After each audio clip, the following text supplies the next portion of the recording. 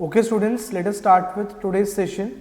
But before we start, let us quickly do the weekend activity. और last week classes नहीं थी तो इस बार तो इसको मैं बाय वीकेंड एक्टिविटी बोल सकता हूँ ना. 2 वीकेंड्स की हमने इकट्ठे डिस्कशन करनी है. तो बताओ कैसा चल रहा है आप लोगों का. सो इस 2 वीक्स में बहुत कुछ हो गया हमारे साथ, है ना. हमने 2 यूनिट टेस्ट कवर कर लिए, unit test 2 and unit test 3. और आप लोगों के पास टारगेट्स थे. जो टारगेट्स कुछ नए नहीं थे, वो ऑलरेडी आपके पीछे के टारगेट्स थे जो आपको कंटिन्यू होके आए थे. That is 19, 20, 21 and 24. तो जल्दी से बताओ कैसी चल रही है ओवरऑल पढ़ाई, and is there any challenge that you guys are facing. Quickly confirm me in the chat section, then we will start with the question discussion of the respective chapters. Quickly confirm me students, how things are going on. Is everything on track या फिर किसी वजह से आप लोग lag behind कर रहे हो अभी भी. Quickly confirm me. You can confirm me with your statuses as well, till where you have covered in terms of videos, practice questions, summary list questions, X series questions and CM1B as well. Quickly confirm me students, जल्दी से. तो अब जैसे जैसे हम course के last तक पहुंचेंगे, ये हर बार का बिहेवियर है, हमारी स्टूडेंट स्ट्रेंथ कम होती जाएगी. तो earlier it use to be some 50-60 odd students in our live classes, although उसमें भी कम थी क्योंकि कुछ बच्चे ऐसे हैं जो वीडियो से ही गो थ्रू कर लेते हैं. उनको लाइव क्लासेस में आने की उनको लगता है मेरी रिक्वायरमेंट नहीं है. ठीक है, उनका अपना क्राइटेरिया. लेकिन अब वो जो 50-60 का स्ट्रेंथ था, मैं देख रहा हूँ सडनली आके वो 30-40 का स्ट्रेंथ रह गया. और जब हम कोर्स के लास्ट पे पहुंचेंगे तो आप देखना सडनली ये 20-25 का स्ट्रेंथ ही रह जाएगा. बट ठीक है, जितने भी अवेलेबल हैं quickly confirm me with your statuses. I will read out the first ones that I will receive.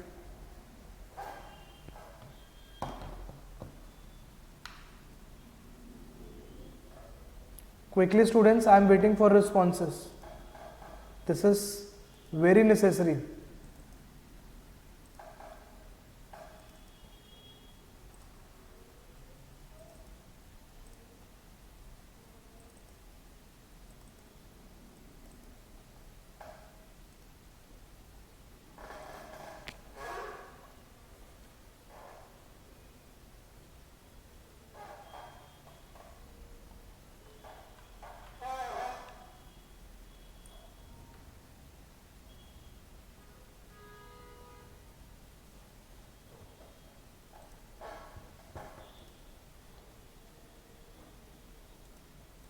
I have started receiving few answers, या few responses. Others quickly respond. I will start reading out in next 1 or 2 minutes. Quickly students, quickly give me responses. I can name out the live student names as well. If you guys don't respond, I will take out the names. Diksha, Ananya, Manoj, Priyanshi, Waqas, Satvik, Navya, Jyoti, Pragya, Yadavi, Aman, Anuradha, Yatin and all others. Long list. Quickly confirm me.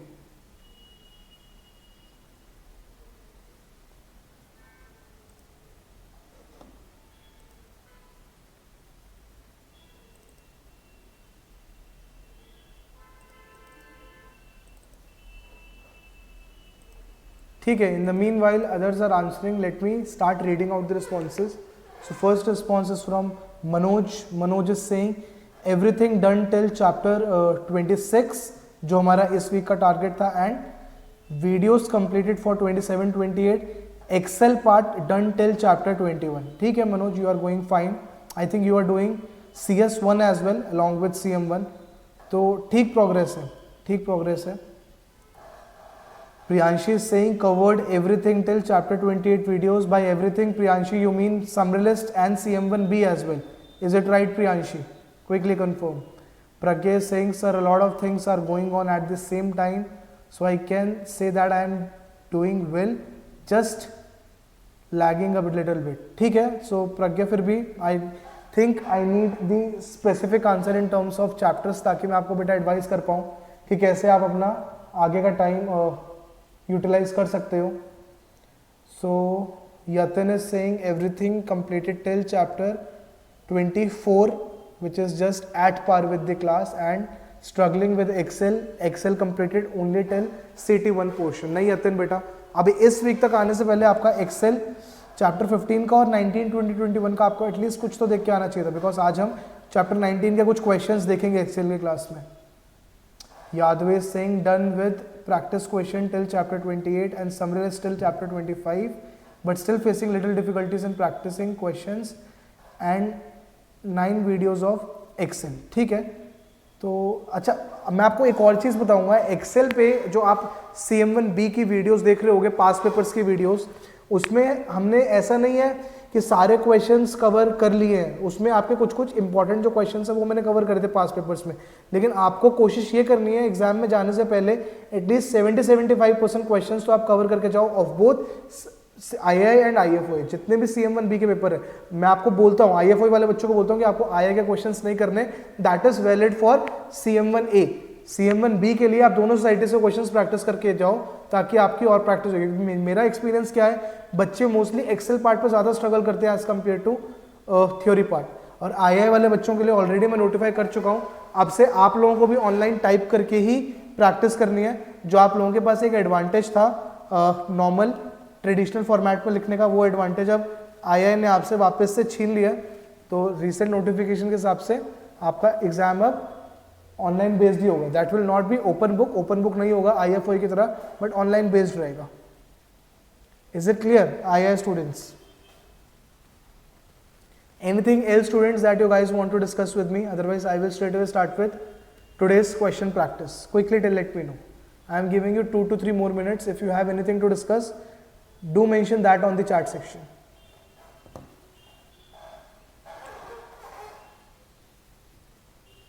Quickly students.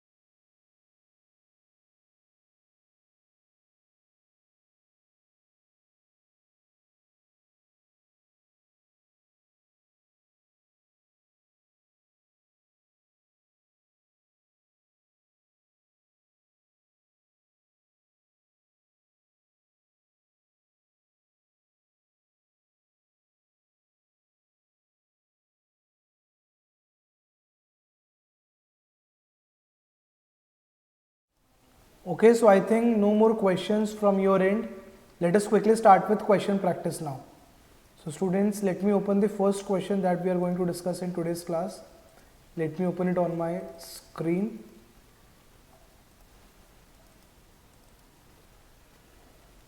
So we will be practicing question 6th of this paper.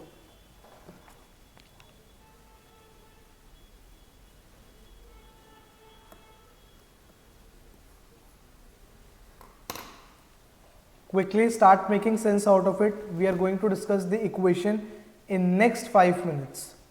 And then I will give you 3 to 4 more minutes for calculation. Students, quickly make sense out of it. We are going to discuss the equation in next 4 to 5 minutes. Quickly. Anyone having any doubt while making the equation, you can put that in the chat section. We will discuss accordingly.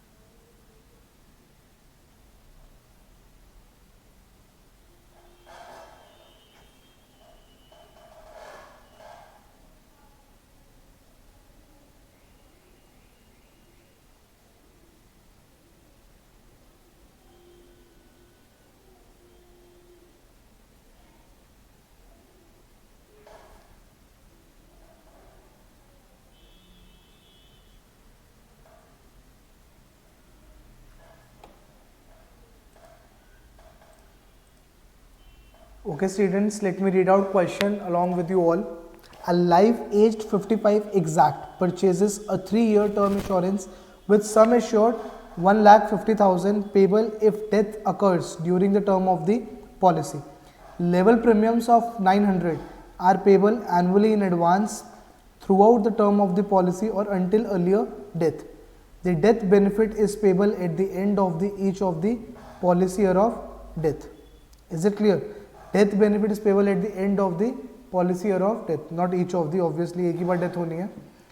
Calculate the expected present value EPV of profit or loss to the office on the contract. You have to use AM90 to select 3% interest rate, initial expense of 270, renewal expense of 70, and you have to assume कि कोई reserves नहीं रख रखे. अच्छा, अगर यहाँ पे 3% ना होता फिर तो क्वेश्चन बहुत इजीली हो जाता है, हम टेबल से डायरेक्टली वैल्यूज चेक कर लेते.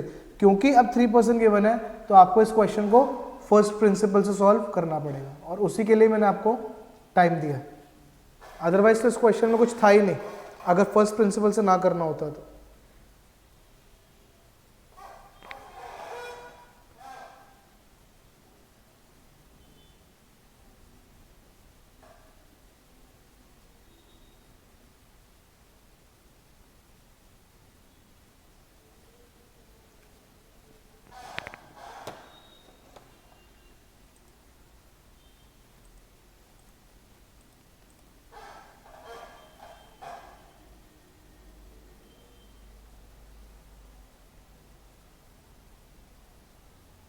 Last 2 minutes, then we will start discussing the equations, students.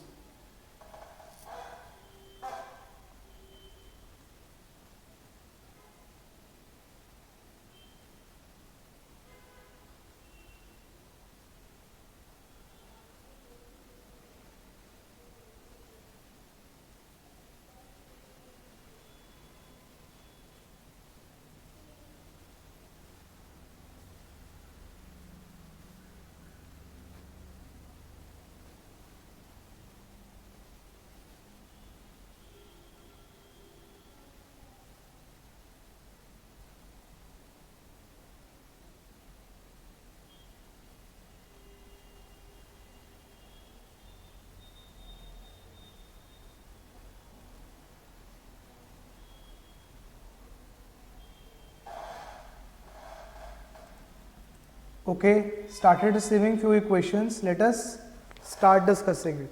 तो जो कर रहे हैं वो करते रहें, जिनको नहीं समझ आ रहा स्टार्ट भी कैसे करना है वो मेरी स्क्रीन पे देखना स्टार्ट करें. तो सबसे पहले हमें ये समझना है यहाँ पे था क्या क्या.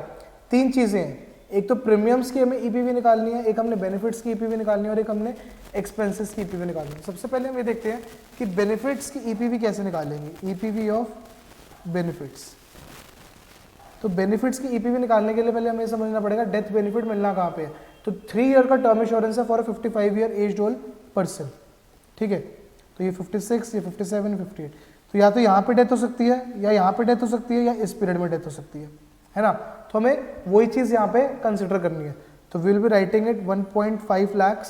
आप प्रॉपर 150,000 में लिख सकते हो उसको, मल्टीप्लाइड बाय. अगर यहाँ पे डेथ हुई तो हमें इसको कैसे वैल्यू कराना है. तो इसको 1 साल के लिए डिस्काउंटिंग कर दो यूजिंग 1 साल का डिस्काउंटिंग कर दो यूजिंग व्हाट कि इस साल में उसकी डेथ होनी चाहिए. तो 55 ईयर एज ओल्ड पर्सन है लेकिन सिलेक्ट लाइफ है, you will be using this select. Plus 1.5 lakh पे कर दो कब, यहाँ पे 57 पे. तो उसको 2 साल की डिस्काउंटिंग, लेकिन प्रोवाइडेड क्या कि उसकी डेथ 56 से 57 के बीच में हो. तो उसको हम क्या लिखेंगे, वन डेफर्ड क्यू 55 सिलेक्ट. या फिर और इसको क्या लिख सकते हैं हम, P55 select multiplied bye Q55 select plus 1. Is it clear students. Next will be 58 पे 1.5 lakhs मिले, 1.5 lakhs V cube multiplied by 2 deferred Q55 select. और क्या हो सकता है ये 2P55 select 2P55 select multiplied bye Q57. तो यहां से निकलेगा मेरा पहला ईपीवी ऑफ बेनिफिट्स. अब निकालते हैं हम ईपीवी ऑफ प्रीमियम्स. तो प्रीमियम कहां पे कर रहे हैं, 900 at the start of the year. तो पहला प्रीमियम हमने यहां पे करना है, दूसरा यहां, तीसरा यहां. 900 900 900। तो प्रीमियम के केस में बहुत ईजी है निकालना, आपको यहाँ पे सिंपल डिस्काउंटिंग करानी है। तो मैंने बताया था आपको CT5 के केस में डिस्काउंटिंग फैक्टर क्या है, VN NPX। तो इसके केस में VPX और इसके केस में V square 2PX, that's it. तो इट विल बी 900, पहला तो 0 पे ही हो रहा है तो उसको डायरेक्टली 900 लिख लेंगे, then 900 into VPX, VP 55 select plus 900 into V square 2P 55 select. Is it clear? तो यहां से मेरी प्रीमियम की इक्वेशन भी आ गई। Last will be EPV of all expenses. Why I am saying all expenses, because कुछ रिन्यूअल होंगे, कुछ टर्मिनल होंगे, कुछ इनिशियल होंगे, सब देख लेते हैं। एक बार क्वेश्चन में देख लेते हैं क्या क्या एक्सपेंसेस हमें गिवन है। एक गिवन है इनिशियल एक्सपेंस ऑफ 260, उसको डायरेक्टली लिख देंगे, और एक है 70 at the start of the second and third year. तो ये 3 एक्सपेंसेस हमें कंसिडर करने हैं। तो 260 वाला तो लगेगा ही लगेगा, उस पर कोई प्रॉबिलिटी अटैच नहीं है। प्लस अगला 70 वाला कब लगेगा, जब वो सर्वाइव करेगा। तो इसमें भी सिंपल आपको VN NPX लेना है। It will B VPX VP 55 select plus अगला वाला 70 V स्क्वायर 2P 55 सेलेक्ट। बस इतना काम करना था। अब आपको टेबल से वैल्यू चेक करनी है, इन तीनों इक्वेशंस के अंदर डालनी है, और फाइनली मुझे EPV ऑफ प्रॉफिट और लॉस जो भी हो रहा है वो बताना है। नेट EPV आपको बतानी है, net expected present value.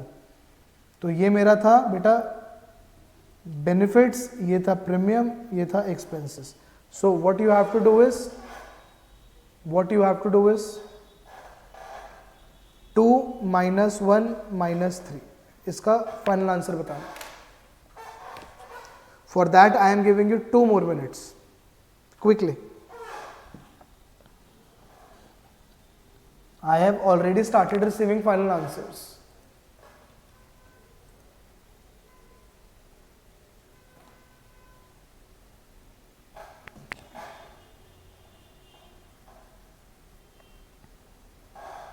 Students, I have started receiving final answers.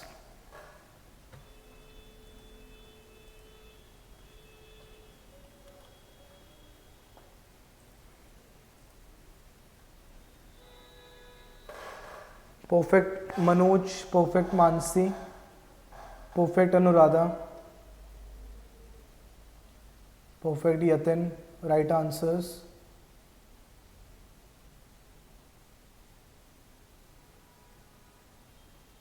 अच्छा, एक सात्विक का रिप्लाई आया, बड़ा अच्छा सर, कल के पेपर में जॉइंट लाइफ के क्वेश्चन थे, एक आधा होगा, वो इग्नोर कर दिया अगर उसके मार्क्स नहीं डिडक्ट होंगे।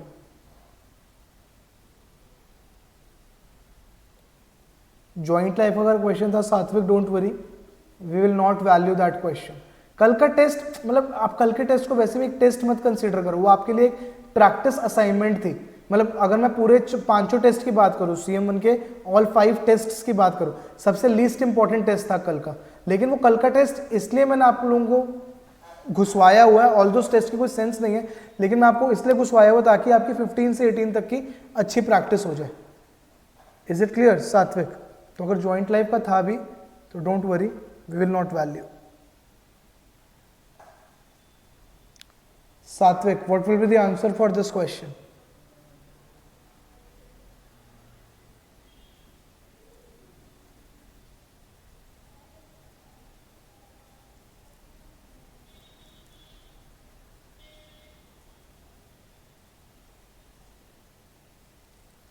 ठीक है, let me reveal the final answer.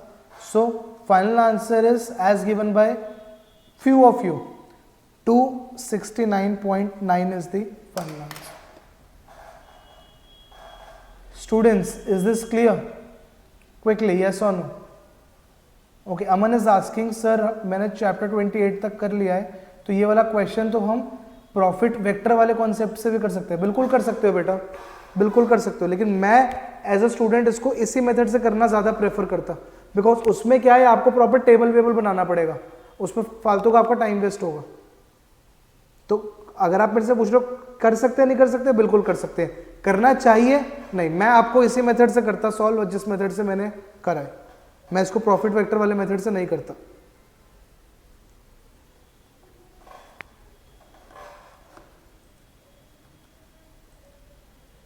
और जिसको अभी तक नहीं पता प्रॉफिट वेक्टर क्या है, वो मेरी ये वाली बात इग्नोर कर दो, that will be covered in chapter 27 and 28. So no need to worry about that at this point of time. Students, quickly confirm me, is this question clear? Even if you have not calculated the final answer, equations वगैरह clear है सबको? Shall we move to the next question? I need maximum yeses, then only I will proceed to the next question. Quickly students, quickly confirm me. We have to speed up. बहुत सारे questions अगर discuss करने हैं थोड़ा speed up करो students.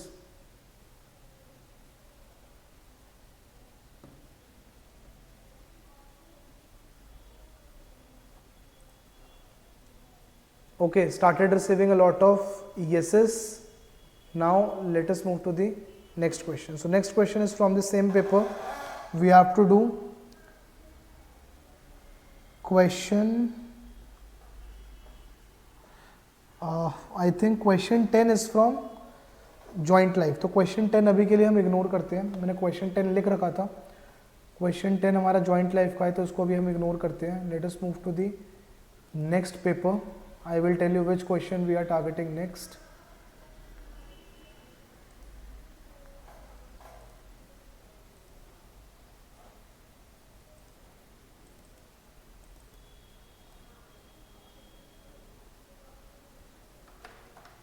So students, quickly solve this question.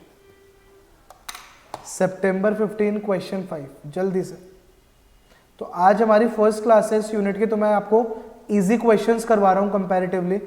Easy भी कह सकते हो और थोड़े कम लेंथी भी कह सकते हो, लेकिन इस यूनिट में आप लोग लॉन्ग क्वेश्चंस एक्सपेक्ट कर सकते हो, स्पेशली अपने CM1A एग्जाम में.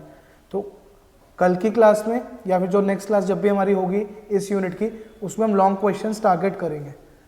सो 5 marks this time I am giving you only 5 minutes. I need final answer in next 5 minutes. I will read question along with you. A special annuity pays 5,000 per annum for 5 years, increasing to 6,000 per annum for the next 5 years, increasing further to 7,000 thereafter. The payments for first 5 years are guaranteed and thereafter are contingent on survival. The annuity is payable monthly in advance.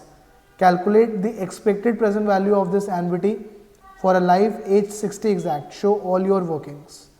This should not take more than 5 minutes for the final answer students.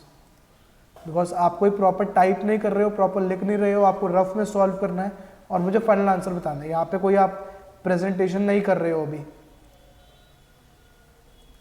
तो जिनका हो जाए give me final answers. I am not discussing equation at this point of time. चलो ठीक है, equation भी मैं आपको बता दूंगा but at least after 3 minutes. At least after 3 minutes.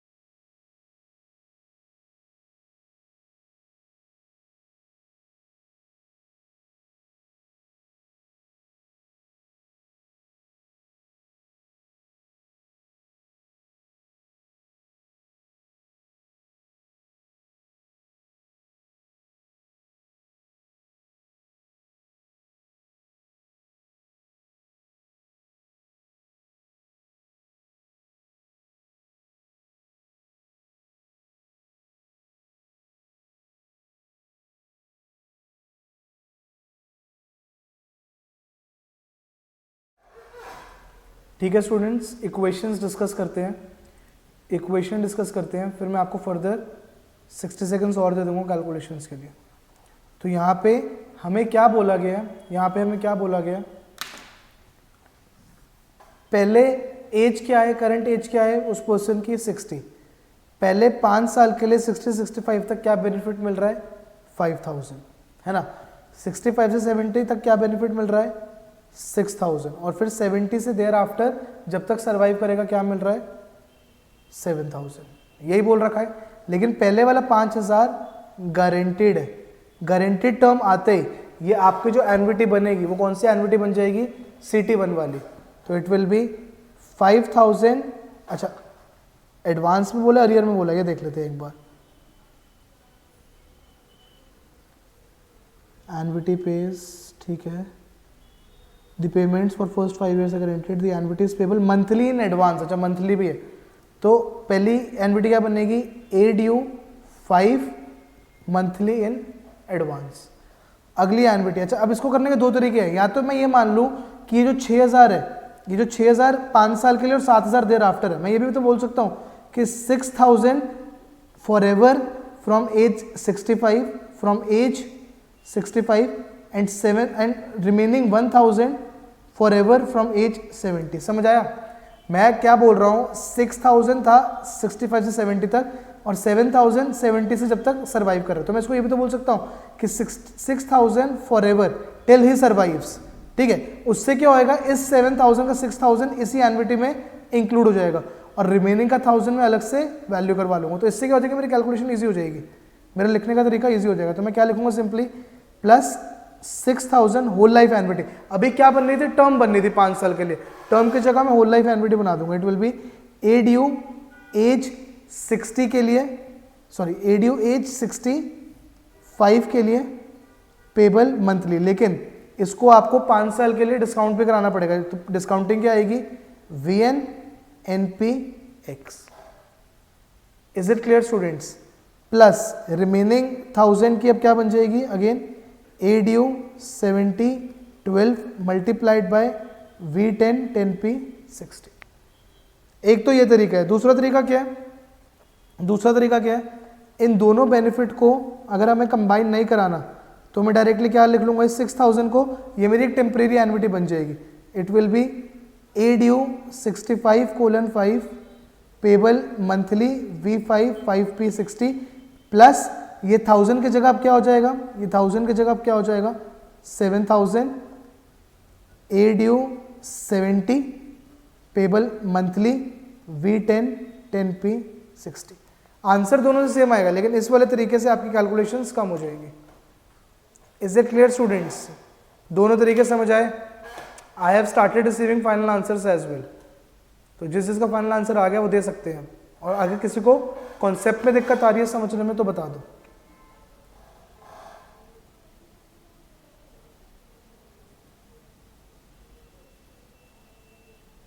हाँ इसमें बेटा अमन बेटा, इसमें आपको कैलकुलेशंस एक्स्ट्रा लगेंगे क्योंकि ये टेम्परेरी एन्युटी है, और फिर आप इस टेम्परेरी एन्युटी को सॉल्व करोगे whole life minus deferred whole life के लिए, है ना, क्योंकि सम 60 या 65 नहीं है, तो आपका काम बहुत ज़्यादा बढ़ जाएगा।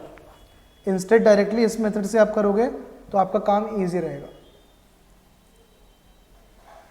अच्छा अमन का एक क्वेश्चन है, सर ये हम एग्जाम में डायरेक्टली कैसे सोचेंगे किसको कंबाइन करने करना है। एग्जाम में डायरेक्टली नहीं सोच सकते हो, तभी अभी हम इस क्लास में प्रैक्टिस कर रहे हैं, और मैं आपको बोलता हूँ समर लिस्ट के घर पे प्रैक्टिस करो। समर लिस्ट के क्वेश्चन इसलिए करने बहुत इंपॉर्टेंट है ताकि आप लोगों की प्रैक्टिस होगी। स्टैंडर्ड सॉल्यूशन में मोस्ट प्रोबेबली वो छोटे आंसर्स ही देते हैं कि जिससे आपकी कैलकुलेशंस इजी हो। Students is it clear? So let me reveal the final answer for this question. Final answer is 93743 approximately, 93743 approximately.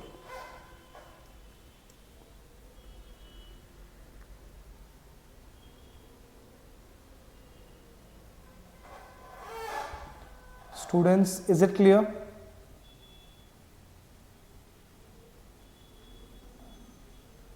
Quickly respond, then I will move to the next question.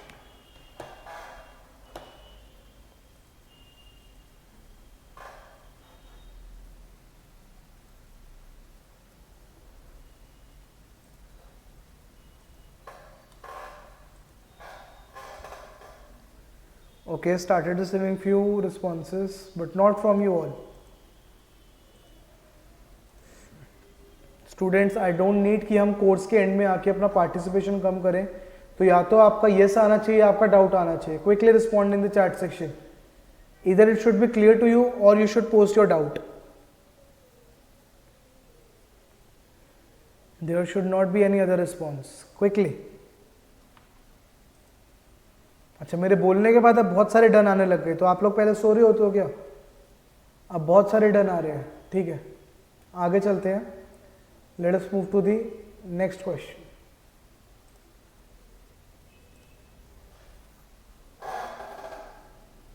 So let me see which question we are doing next. चलो एक ये वाला question कर लेते हैं.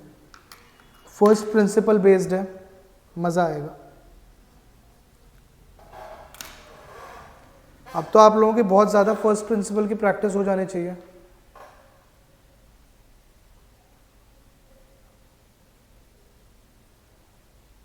इतना मुश्किल नहीं है जितने इन्होंने मार्क्स दे रखे. ये क्वेश्चन 4 या 5 मार्क्स से ज़्यादा का नहीं होना चाहिए. तो मैं आपको इसलिए 5 to 6 मिनट्स दे रहा हूँ. Do solve this question in next 5 to 6 minutes.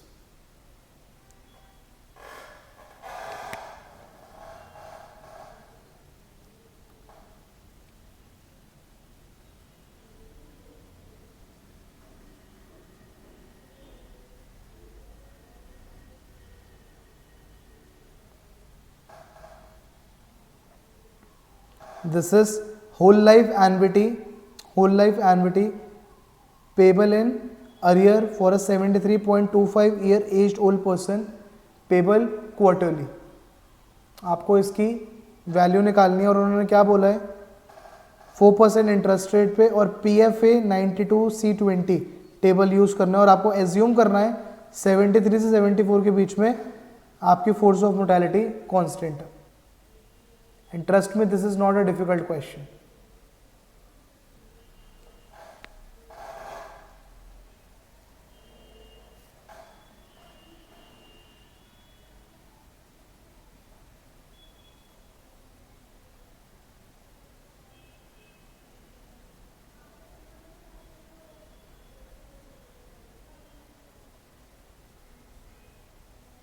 चलो मैं इसको एक्सपैंड करके बता देता हूँ, फिर कैलकुलेशन आप खुद करोगे.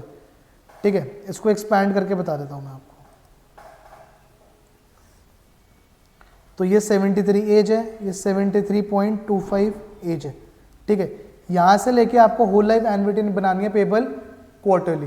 तो आप पहले देखो, अगर वो पेबल क्वार्टरली है और पेबल इन अरियर है, तो अगली पेमेंट मुझे बताओ किस एज पे मिलनी है. सबसे पहली पेमेंट, अगली की जगह में मुझे बोलना चाहिए सबसे पहली पेमेंट किस एज पे मिलनी है. मुझे ये बताओ सबसे पहले. क्विकली स्टूडेंट्स, अगर पेबल इन अरियर है और 73.25 एज्ड ओल्ड पर्सन है और पेबल क्वार्टरली है, तो सबसे अगली पेमेंट कौन से एज पे मिलनी है? परफेक्ट मनोज. अगली पेमेंट आपको 73.5 ईयर्स पे मिलनी है, उसके बाद 73.75 पे मिलनी है और उसके बाद 74 पे मिलनी है. तो एक बार आप 74 पे आ गए, फिर तो आपको टेबल से ही आंसर मिल जाएगा. आपको इन दो पेमेंट्स के लिए अलग से कैलकुलेशन करनी पड़ेगी. तो 73.5 और 73.75. अब मुझे बताओ पेमेंट मिलनी कितने अमाउंट की है? Quickly students, answer in the chart section. Payment मिलनी कितने अमाउंट पे? 73.5, 73.75, 74. कितने अमाउंट की पेमेंट मिलनी है? अगेन परफेक्ट अनुराधा, पेमेंट हमें मिलनी है 1/4 अमाउंट की. 1/4 अमाउंट की, क्योंकि 1 यूनिट दे रखा है उसके साथ. अगर हमें एज 73.25 पेबल क्वार्टरली दे रखा है, तो इसके आगे 1 अटैच्ड है, इसके आगे 1 अटैच्ड है. और अगर क्वार्टरली पेमेंट हो रही है तो हर पेमेंट 1/4 की होगी. Is it clear?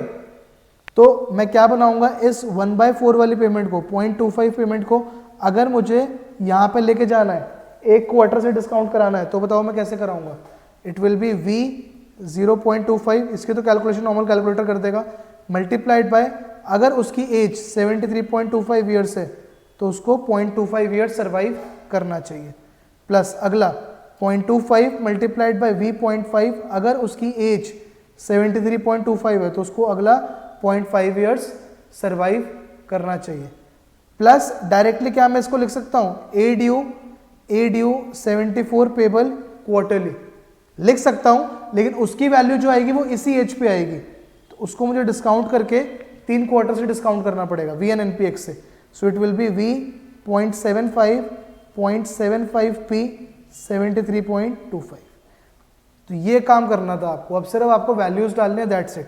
इसका आंसर क्या हो जाएगा, it will be a due 74 minus m minus 1/2m which will be 3/8। I am giving you 2 to 3 minutes for the calculation. अच्छा, अभी वैसे बच्चे ने पूछा सर इन फैक्टर्स को कैसे कैलकुलेट करेंगे, बेटा फिर लग रहा है मुझे चैप्टर 15 पढ़ा नहीं है। अनामिका, क्या चैप्टर 15 की पढ़ाई हुई है या नहीं हुई है? ये तो आपका नॉर्मल CFM है। CFM क्या कहता है directly, P73 raise to power 0.25। और अगर हमें फोर्स ऑफ मोटालिटी टेबल्स से यूज करने को बोली है, so it will become E raise to power minus mu raise to power 0.25, और you can say it simply E raise to power minus mu into 0.25। Mu की value table से देख लो क्या है। अच्छा, मुझे मनोज ने आंसर करा है। Manoj is saying sir P73 के लिए जो म्यू की वैल्यू आ रही है वो आ रही है 0.015086। Priyanshi is asking me to show the basis. Let me show her. So it is PFA 92C20 for ages 73 and 74. They have asked you to use CFM. Final answer in next 2 to 3 minutes.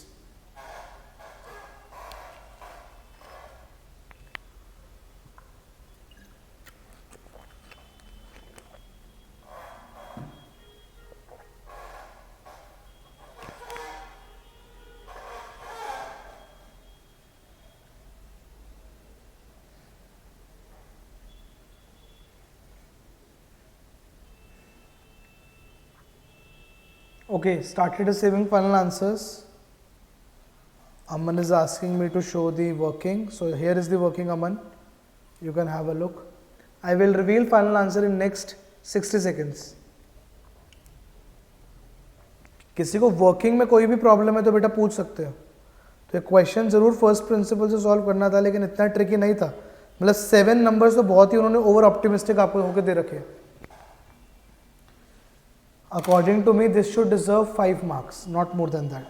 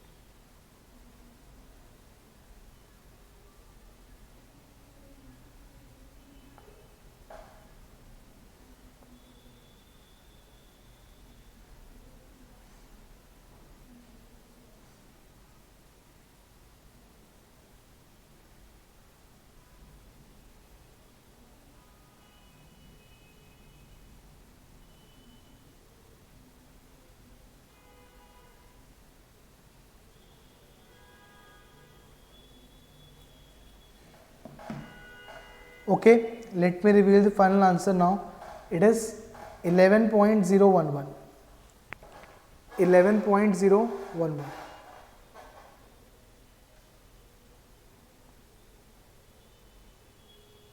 और इस question पे examiner के remarks है, this question was very poorly done. But आप बताओ क्या ये question tricky था? Quickly tell me in the chat section, is this question tricky? Specially जब वो 7 नंबर के लिए पूछा गया।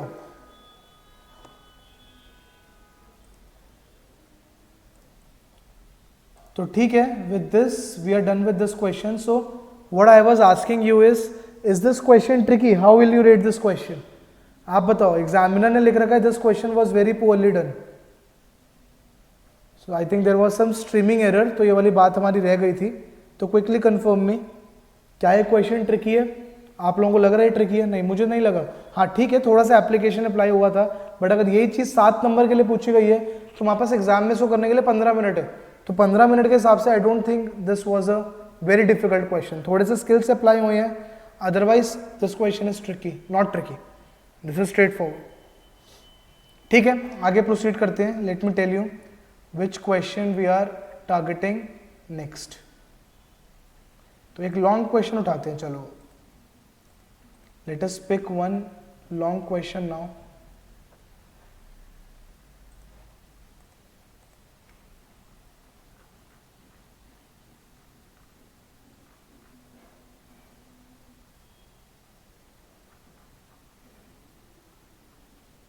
Late us pick this question students. तो एक लॉन्ग क्वेश्चन उठाते हैं, मजा आएगा, इसको स्टार्ट करते हैं सॉल्व करना। Student start making sense out of question 13 quickly.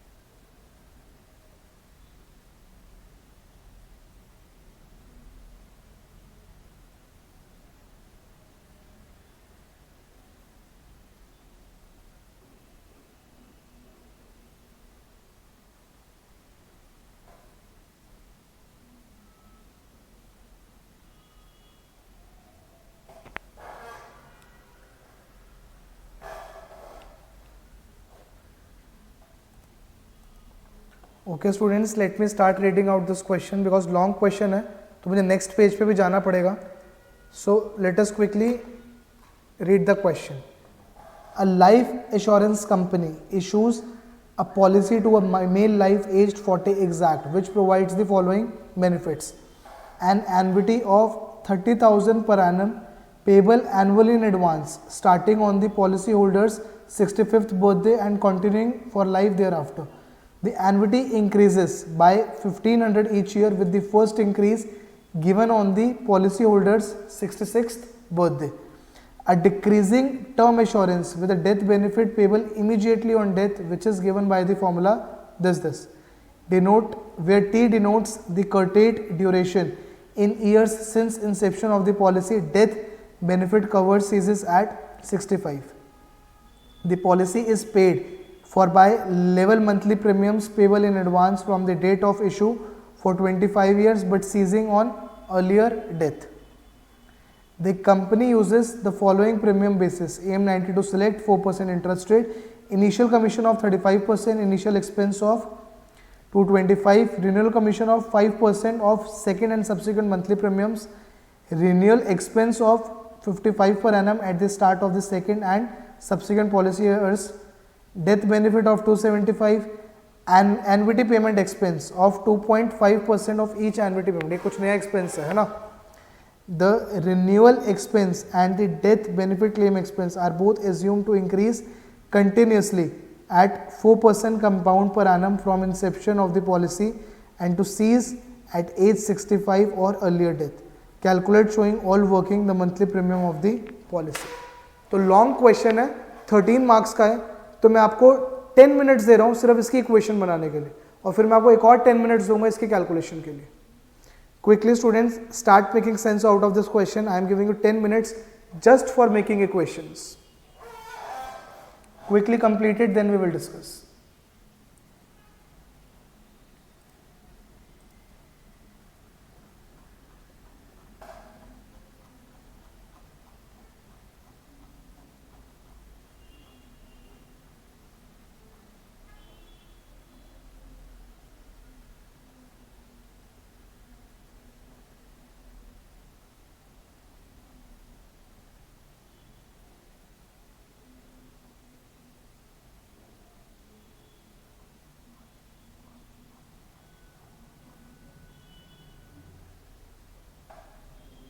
तो हर एक चीज को आप इक्वेशन के टर्म्स में लिख लो, फिर डिस्कस करते हैं।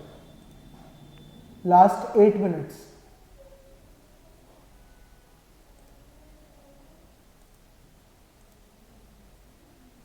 Okay, students are saying me कि सर एक बार ये वाली स्क्रीन भी दिखा दो। तो स्टूडेंट्स मैं आपको रिकमेंड करूंगा एक बार इस वाली स्क्रीन को आप या तो क्लिक कर लो, ताकि मैं नीचे वाली स्क्रीन पे अपनी स्क्रीन रखूंगा, ठीक है। इस वाले पेज की आप एक बार फोटो क्लिक कर लो। मैं ये अपने मार्किंग्स इरेज कर देता हूँ ताकि आप लोगों को कोई डाउट ना हो किसी नंबर पे।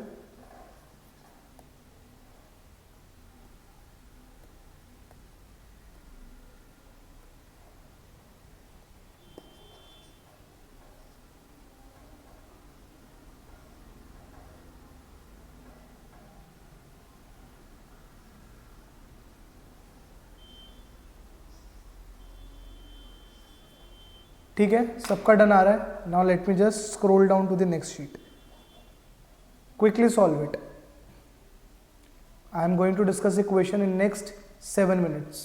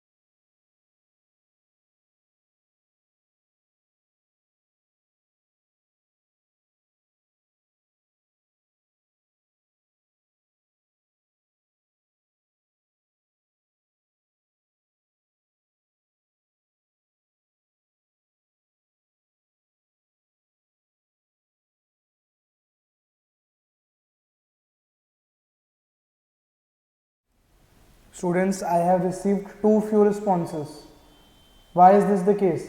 अलग अलग आप इसको बेटा ब्रेक करो क्वेश्चन को कि ईपीवी ऑफ बेनिफिट्स क्या होंगे, बेनिफिट्स दो हैं तो EPV of benefits 1, EPV of benefits 2, फिर आपको निकालना है ईपीवी ऑफ प्रीमियम्स। और एक्सपेंसेस को भी आप ऐसे ही ब्रेक कर सकते हो, एक्सपेंसेस को आप क्या कर सकते हो, ईपीवी ऑफ कमीशन और ईपीवी ऑफ अदर एक्सपेंसेस, ऐसे करके आपको अलग अलग पार्ट्स में इसको सेग्रीगेट करके अपनी इक्वेशंस बनानी है।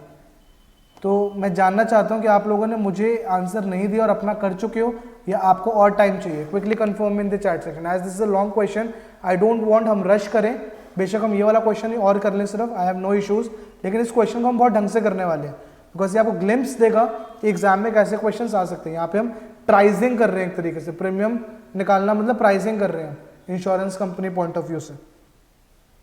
ठीक है, everyone is asking for more time, so I am giving you last 3 minutes, उसके बाद मैं क्वेश्चंस डिस्कस करने वाला हूँ। Last 3 minutes students, then we will discuss quickly.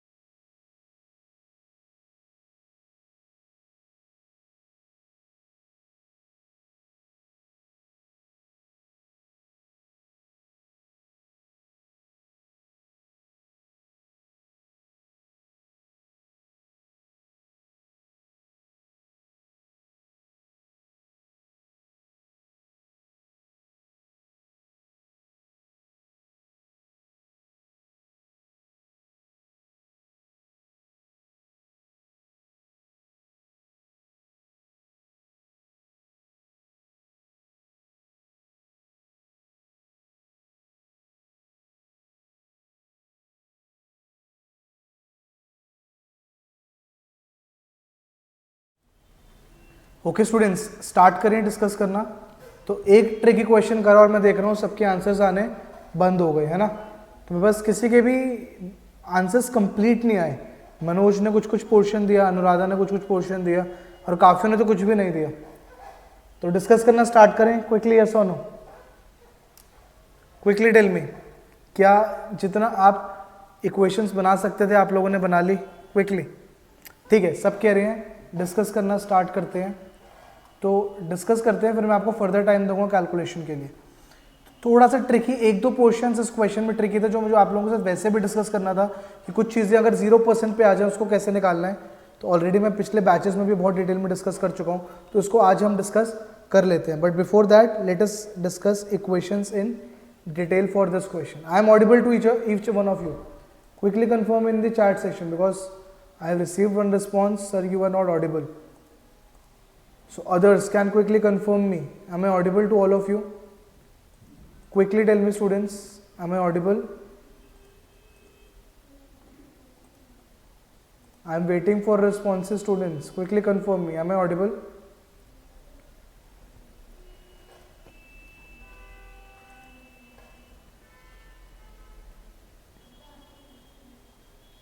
Still waiting.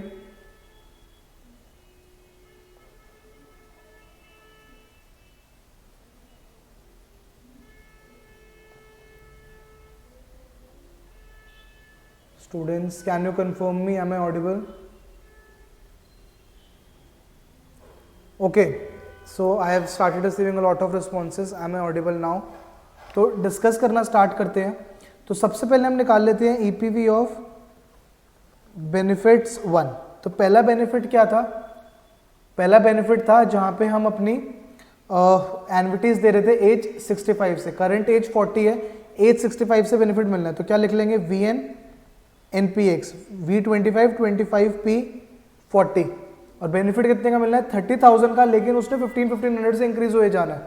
तो इट विल बी, हम 30,000 को ब्रेक करके क्या लिख लेंगे? 28,500 plus 1500। So it will be 28,500 multiplied by whole life annuity for 65 year age old person plus 1500 IADUN 65, sorry IADUX, मुझे भी n की आदत लग गई है CT1 पोर्शन की तरह, ठीक है।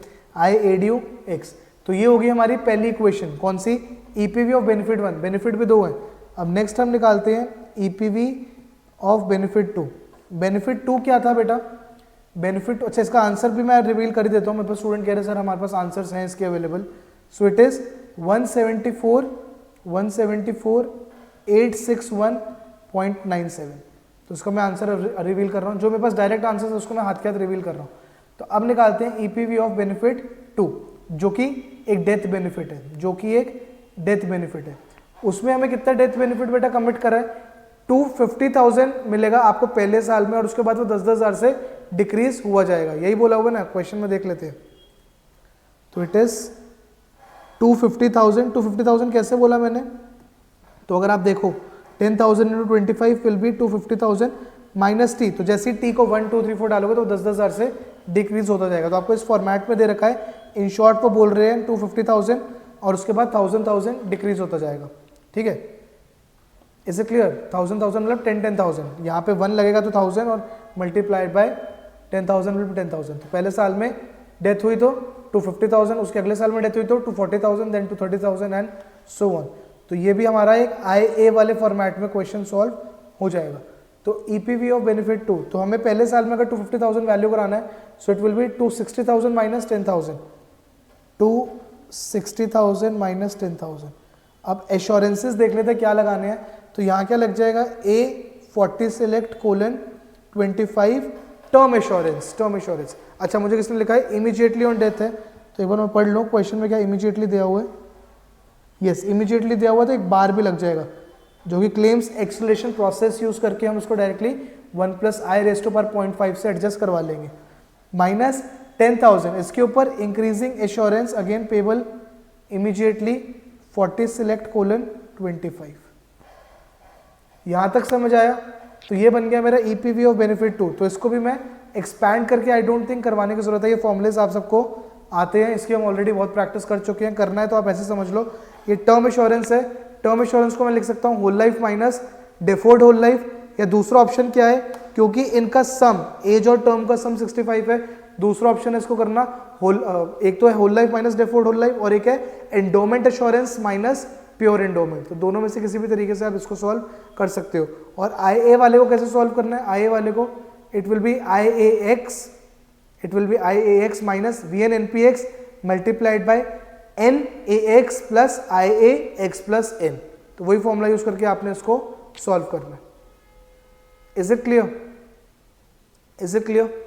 तो फाइनल आंसर मैं इसका भी बता देता हूं आपको, इसको सॉल्व कर लेना आप। It is 5161.64। तो ये मेरा हो गया EPV of benefit 1, EPV of benefit 2। अभी कुछ भी क्वेश्चन नहीं हुआ, 13 मार्क्स के लिए आप ये समझ लो हमने अभी 4 से 5 मार्क्स की कैलकुलेशन करी है।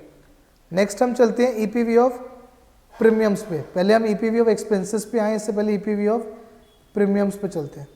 तो प्रीमियम तो बहुत सिंपल सा हमें बोल रखा है, it will be payable monthly in advance for next 25 years. So it will be A due 40:n which is 25, 40:n payable monthly। अब आपकी मर्जी है, प्रीमियम को आप x ले सकते हो, p ले सकते हो, लेकिन बेटर मैं बोलूंगा मंथली प्रीमियम लेना और उसको 12 से जरूर मल्टीप्लाई कराना, तो आपका फाइनल आंसर आएगा। तो 12p ले लेते हैं हम, तो जो आपका p होगा फाइनल आंसर आएगा। अब कुछ बच्चे यहाँ पे क्या करते हैं, 12p लेने की जगह p ले लेते हैं। तो अगर आप यहाँ पे p ले रहे हो तो आपका फाइनल आंसर p नहीं होगा, आपका फाइनल आंसर p/12 होएगा। तो आपको उस कंफ्यूजन में नहीं घुसना चाहिए, आप डायरेक्टली इसको 12p लिखो। तो ये होगी मेरी प्रीमियम की इक्वेशन। इसको भी जब आप बस एनवीटी को सॉल्व कर लोगे तो उसका भी फाइनल आंसर बता रहा हूँ आपको, इट इज 186.9909p। अब जल्दी से बता दो, यहाँ तक किसी को डाउट है? EPV of benefit 1, EPV of benefit 2, EPV of premiums, इन 3 चीजों को आपको 13 में से 6 से 7 नंबर मिल जाएंगे, which is very simple to achieve. Any doubt still here? Quickly tell me, then I will move to the expenses part which was tricky in this question, क्योंकि हमें बोल रखा था एक्सपेंसेस भी 4% से इंक्रीज हो रहे हैं, तो वहां वो इस चीज को ट्रिकी बनाएगा। ये वाला लास्ट स्टेटमेंट पढ़ो क्वेश्चन की, the renewal expenses and the death claim expenses are both assume to increase continuously at 4%। तो मैक्सिमम बच्चे यहाँ पे फंसे हैं, मेरे पास मैक्सिमम जो रिस्पॉन्सेस आए हैं वो ये आए हैं, सर बाकी सब हो जाएगा, एक्सपेंसेस बहुत ट्रिकी है इस क्वेश्चन के, जो कि मैं मान रहा हूँ ट्रिकी है, लेकिन अगेन इम्पॉसिबल नहीं है। तो पहले एक्सपेंसेस में भी हम इजी वाले एक्सपेंसेस उठा लेते हैं जिसमें कोई भी ट्रिकीनेस नहीं थी। तो पहले मुझे बताओ, आपका एक एन्युटी रिलेटेड टू प्रीमियम दे रखा है विच इज कमीशन एक्सपेंसेस, तो ईपीवी ऑफ कमीशन एक्सपेंसेस लिख लिया, फिर एक्सपेंसेस 1 लिख लेते हैं। ईपीवी ऑफ एक्सपेंसेस 1, यहाँ पे मैं वो ले रहा हूँ जो बिल्कुल स्ट्रेट फॉरवर्ड है, प्रीमियम से रिलेटेड है। तो क्या बोल रखा है, पहले 35% ऑफ 1 साल का premium which is 12p plus 5% of all premiums from second month. तो उससे हमें 1 मंथ एलिमिनेट करना है, 1 ईयर पूरा का पूरा एलिमिनेट नहीं करना। मेरे पास कुछ आंसर ये आए हैं, मैं दिखाता हूँ आपको। It is a due 12 40 select colon 25, ठीक है, माइनस यहाँ पे 1 कर रखा है, 1 नहीं होएगा, हमें पूरा का साल को नहीं हटाना, हमने सिर्फ 1 मंथ को हटाना है। So it will B -1/12। Is it clear? तो एक तो हो गया ये एक्सपेंस, इसका भी मैं आपको डायरेक्टली फाइनल आंसर दे रहा हूँ विच इज 13.49956p। इसमें किसी को डाउट है तो बता दो। एक डाउट यही था बच्चों का कि यहाँ पे -1 कर रखा था, -1 नहीं करना, बिकॉज अगर आप क्वेश्चन की लैंग्वेज रीड करो तो यहाँ पे हमें बेटा देखो क्या दे रखा है, यहाँ पे हमें साफ साफ बता रखा है कि जो आपका 5% देना है वो second and subsequent monthly premiums. तो आपको सिर्फ पहले मंथ का हटाना है, तो 1/12 आप माइनस कर लोगे। मान लो आपको बोल रहा था फ्रॉम ईच सब्सिक्वेंट क्वार्टर, तो आप 1/4 माइनस करते, ईच सब्सिक्वेंट हाफ ईयर तो आप -1/2 करते। यहाँ तक क्लियर है?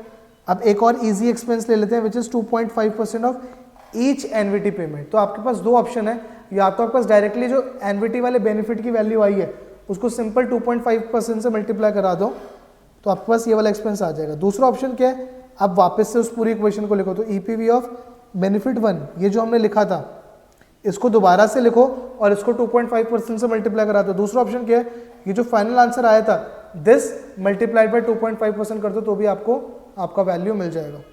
तो मैं डायरेक्टली लिख रहा हूँ, it is 2.5% multiplied by benefit amount देख लेते हैं 174,861.97, 174,861.97।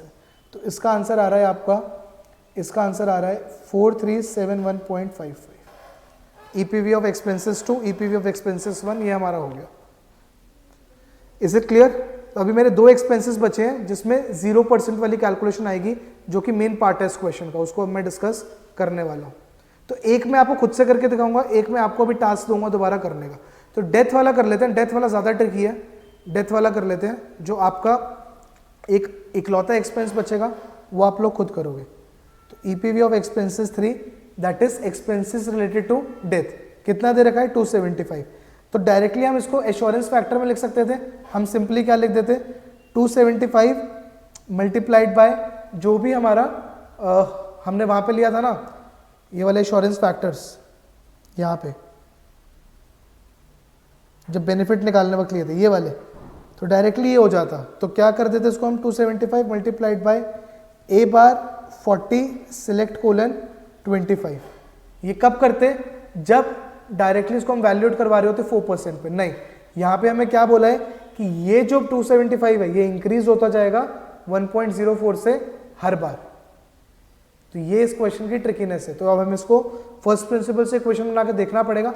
अभी देख लो, लेकिन मैं आपको बोलूंगा ये चीज मगअप कर लेना जब हम इसको सॉल्व कर लेंगे। तो चलो इसको फर्स्ट प्रिंसिपल से सॉल्व करते हैं। ये ऐसे सॉल्व नहीं होगा। इट विल बी 275, कॉमन ले रहा हूं, 4% का इंक्रीज। पहली बार में क्या होएगा, क्योंकि पहला बेनिफिट जो हम दे रहे हैं, अगर वो 40 ईयर एज ओल्ड है तो पहला बेनिफिट हम कहाँ देंगे 40.5 पे। तो आधे साल की हमें डिस्काउंटिंग कंसिडर करनी है। सो इट विल बी, तो जो इंक्रीज होगा वो भी आधे साल के लिए होगा, तो डिस्काउंटिंग भी आधे साल की होगी, मल्टीप्लाइड बाय जो डेथ की प्रोबेबिलिटी देखनी है, जो डेथ की प्रोबेबिलिटी देखनी है वो हम क्या देखेंगे, Q40 select. Is it clear? अब आपका क्वेश्चन आएगा, सर ये आधे साल के लिए क्यों नहीं देखी? आप लोग बताओ मुझे, ये आधे साल के लिए क्यों नहीं देखी? क्योंकि बेटा हम सिर्फ इजी करने के लिए ये मान रहे हैं कि उस पूरे साल में कहीं भी डेथ होगी, पैसा यहाँ पे हम एज्यूम कर रहे हैं, लेकिन डेथ जो है उसकी प्रोबेबिलिटी तो हम पूरे साल की ले रहे हैं। समझ आ रहा है नहीं आ रहा? अब ऐसा नहीं है कि डेथ उसकी, हमें पता है कि 40 साल वाले बंदे की इमीडिएटली के केस में डेथ 40.5 पे होनी है, ऐसा नहीं है। डेथ कहीं भी हो सकती है 40 से लेकर 41 तक। तो इसलिए हमने क्या ले लिया, Q40 सिलेक्ट। अगला क्या होगा, अगला क्या होगा, quickly tell me. It will be 1.04 raise to power 1.5 multiplied by V 1.5 multiplied by Q40 select 1 deferred.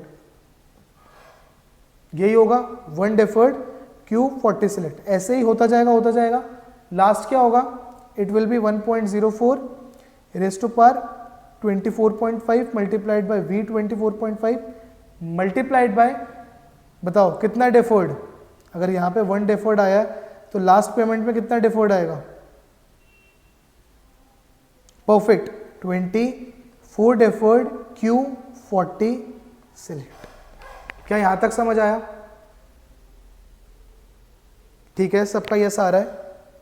तो अब यहाँ पे एक चीज क्या होगी, ये जो सारे फैक्टर्स है ना, ये सारे फैक्टर्स बन जाएंगे 1।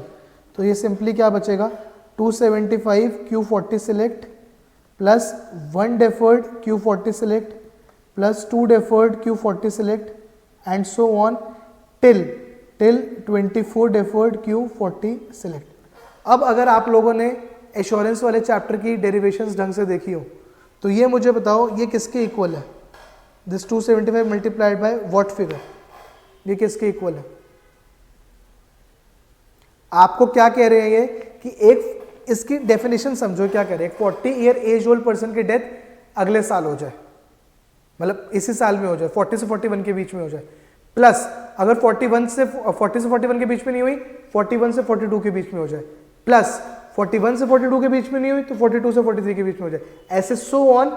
अगर 64 तक नहीं हुई तो 64 से 65 के बीच में हो जाए। मतलब उस इंसान की डेथ होनी है 40 से लेके 65 के बीच में। तो ये किसके इक्वल है, this is equals to simply 25 Q40 select.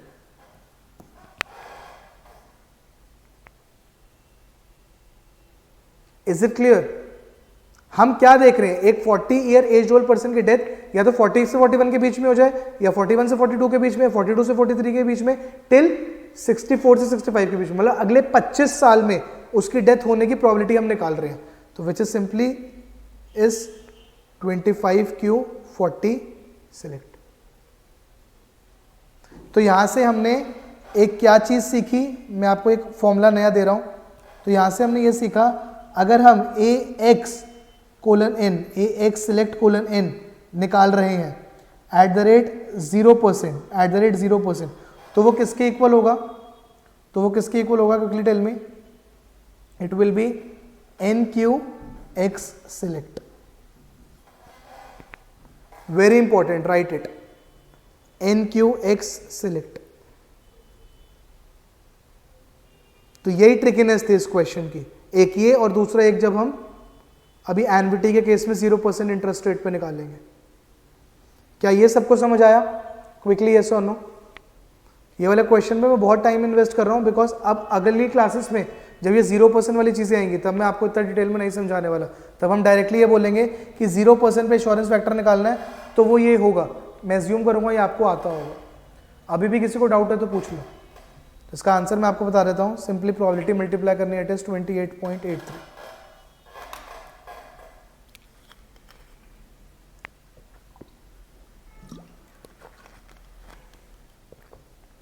ठीक है, सबके एसेस आ रहे हैं। तो मेरे पास 2-3 स्टूडेंट्स के आंसर्स भी आ गए थे, जिसमें से सात्विक ने सबसे पहले आंसर दिया था। Then I received answer from Manoj and Anuradha as well. तो उन्होंने मुझे बताया कि सर ये 25Q40 के इक्वल होगा। अच्छा, ज्योति का भी आया था रिस्पॉन्स, परफेक्ट ज्योति। ठीक है, लास्ट चलते हैं। वो मैं आप लोगों को भी टास्क दूंगा करने के लिए, मैं आपको 5 मिनट दूंगा उसको सॉल्व करने के लिए। अब देखो क्वेश्चन में हमारे कौन कौन से बेनिफिट रहेंगे। Let me open the question.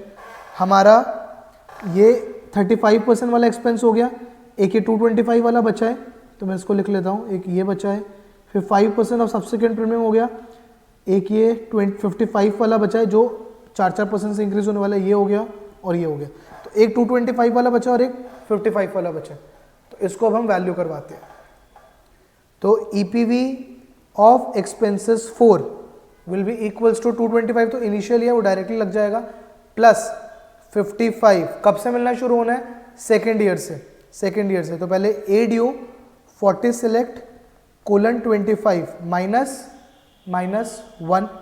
अब ये वाली जो एनविटी है जैसे हमने वहां देखा वो एट द रेट 0% पे है, तो ये भी एट द रेट 0% पे निकालनी है, क्योंकि इसको 4% पे वैल्यू कराना है, मतलब 4% से डिस्काउंट कराना है और 4% से इसको इंक्रीज कराना है। तो इसको आपको 0% पे वैल्यू नहीं। तो ये मैं आपको भी टास्क दे रहा हूँ, ये मैंने ऑलरेडी क्लासेस में डिस्कस कर रखा है। तो आप मुझे बताओ एनविटी को अगर हम 0% पे निकालेंगे तो उसका कैसे होगा। For this I am giving you 2 minutes and overall final answer के लिए, प्रीमियम के फाइनल आंसर के लिए आई एम गिविंग यू 5 मिनट्स।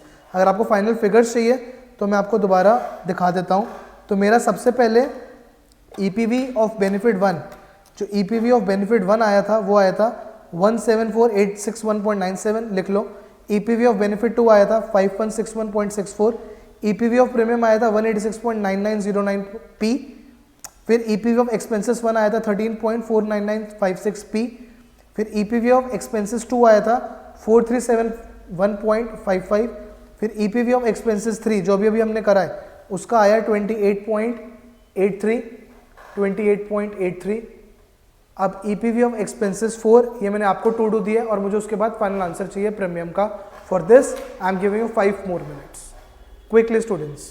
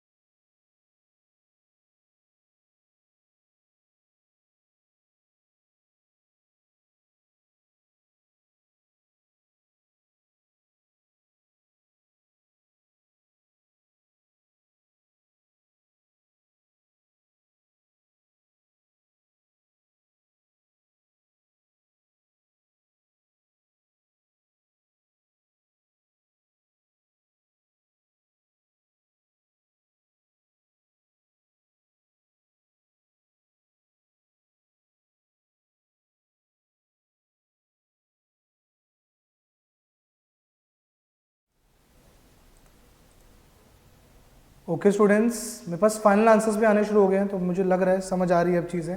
तो जिनको ये वाला वैल्यू भी नहीं करना आ रहा तो वो डिस्कस कर लेते हैं। अच्छा, इसमें तो किसी को डाउट नहीं है ना कि हम यहाँ पे 0% पे क्यों निकाल रहे हैं, पहले मुझे ये बता दो। अगर इसमें भी किसी को डाउट है फिर तो कॉन्सेप्ट्स बहुत ज़्यादा हिले हुए हैं। ये तो दिक्कत नहीं है ना कि हम इसको 0% पे निकाल रहे हैं, क्योंकि हमें 4% पे वैल्यू करने को कहा था और 4% पे हम इसको डिस्काउंट करें, तो ओवरऑल हमें इसको 0% में निकालना है। अब हमने देखना है इसको हमें 0% पे निकालना कैसे है, वो हम देख लेते हैं। तो इसके लिए हमें जाना पड़ेगा EX की डेफिनेशन पे। EX याद है सबको? EX क्या होता था? क्विकली टेल मी, EX याद है सबको? EX क्या होता था? तो इसको जानने के लिए सबसे पहले हम EX की डेफिनेशन समझते हैं। तो A ड्यू 40:25, अगर मैं इसको ही एक्सपैंड करता तो इसमें क्या मिलता? सबसे पहले हमें टाइम 1 पे 1 मिल जाता, और उसके बाद हम क्या बोलते हैं इसको? VN NPX, it will B V into P 40 select plus V square into 2P 40 select and so on. ये चलता जाता 25 साल तक जाता, लिमिट तक। मैं आपसे ये बोलना चाह रहा हूँ, यहाँ पे हर एक V जो है वो 0 बन गया, जो हर एक V जो है 1 बन गया। क्यों? क्योंकि अगली एनवीटी को हमें 1.04 से इंक्रीज करना पड़ता, फिर उसको 1.04 स्क्वायर से इंक्रीज करना पड़ता। तो this is equals to A due 40:25 को हम 0% पे निकाल रहे हैं। इसमें तो कुछ को डाउट नहीं है। अब मैं आपको क्या समझाना चाह रहा हूँ कि ये क्या बन गया 0% वाला? A due 40:25 is equals to V plus P 40 select plus 2P 40 select plus 3P 40 select and so on. ये चीज समझ आती है? Quickly tell me. लास्ट आएगा, ऑब्वियसली इसका लास्ट आएगा। लास्ट क्या आएगा आप देख लो। तो यहाँ पे हमारी ये फर्स्ट पेमेंट है, तो last will B 24P 40 select, ये आएगा लास्ट। लेकिन इसको ऐसे करने की जगह मैं डायरेक्टली इसको होल लाइफ टर्म्स में सोच लेता हूँ। तो होल लाइफ टर्म्स में मैं इसको कैसे सोच सकता हूँ? This is equals to what? A due 40 select minus V25 P 40 select multiplied by A due 65। अब यहाँ पे अगेन V25 वाला जो फैक्टर है वो गायब हो जाएगा। तो A due 40 minus L65 by L40 select multiplied by A due 65। क्या ये सबको समझ आ गया? Quickly tell me. अब मैं आपको ये समझाने की कोशिश कर रहा हूँ, जो A ड्यू X है @0%, अगर हमें निकालना है तो ये @0% ही निकालने हैं ना, दोनों ये निकालना है। तो आपको पहले AX @0% समझना पड़ेगा। तो AX @0% is equals to EX। AX @0% is equals to EX। ये कहीं लिख लो। जो हमारी अरियर वाली एनविटी है, अगर हम उसको 0% पे वैल्यू कर रहे हैं, वो EX इक्वल है। क्यों? क्योंकि उसके अंदर बचेगी सारी प्रॉपर्टीज। ये AX का क्या बनेगा 0% पे? It will B PX plus 2PX plus 3PX and so on. तो ये क्या कर रहा है? ये प्रॉबिलिटी ऑफ सर्वाइवल को तो ऐड कर रहा है, जो किसके इक्वल होगा? EX के इक्वल होगा। अब हमारे पास AX और EX का रिलेशनशिप आ गया। अब आप मुझे बताओ A ड्यू X और AX का क्या रिलेशनशिप होता है? A due X is simply equals to 1 plus AX। यही सीखा है हमने। तो I can simply say A due X @0% is equals to 1 plus EX। ये रूल आप कहीं लिख लो और याद कर लो, ये बुक में आपको नहीं मिलेगा। A due X @0% is equals to 1 plus EX। इसमें किसी को डाउट है तो पूछ लो, ये रूल तो लिख लो, लेकिन आज हम इसको डिस्कस कर लेंगे। अगली बार मैं मानूंगा कि आपको आता होगा। A due X @0% is equals to 1 plus EX। क्या ये सबको क्लियर है? अब तो यहां से ये क्या बन जाएगा? 1 plus E40 minus L65 by L40 select multiplied by 1 plus E65। ये आपकी पूरी इक्वेशन बन जाएगी। Is it clear students? इस पूरी इक्वेशन को हमें कहाँ पुट करना है? इस पूरी इक्वेशन को हमें यहाँ पे पुट करना है। I will minimise it.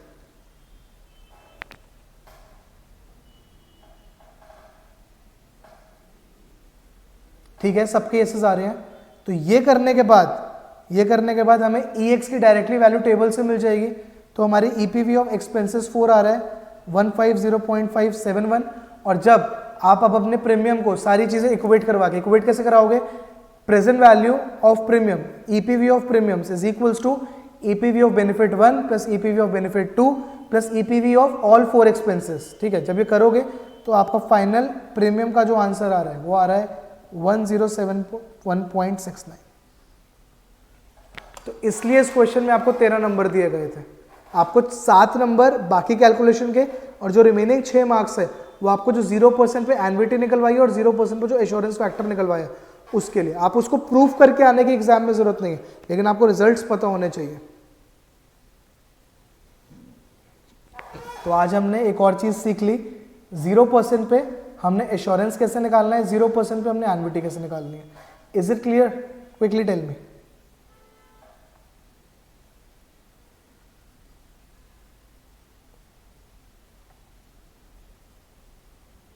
I think किसी एक ने ये डाउट पोर्टल पे डाउट पे डाला था, किसी एक बच्चे ने, कि 0% पे हमें कैसे निकालना है। क्या अब वो चीज क्लियर हुई?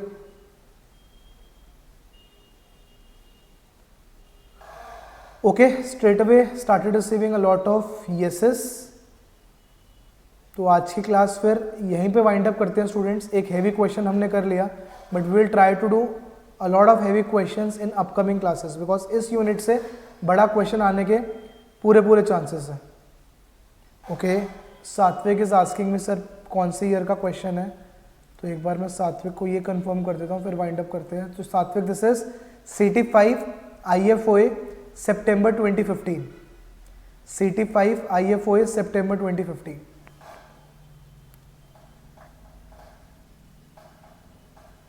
Okay students, so that's it from my side. We will continue in next class for these chapters. Excel की क्लास हम नेक्स्ट 15-20 मिनट्स में स्टार्ट करते हैं, तो CM1A की आज यहीं तक प्रैक्टिस करते हैं। Okay students.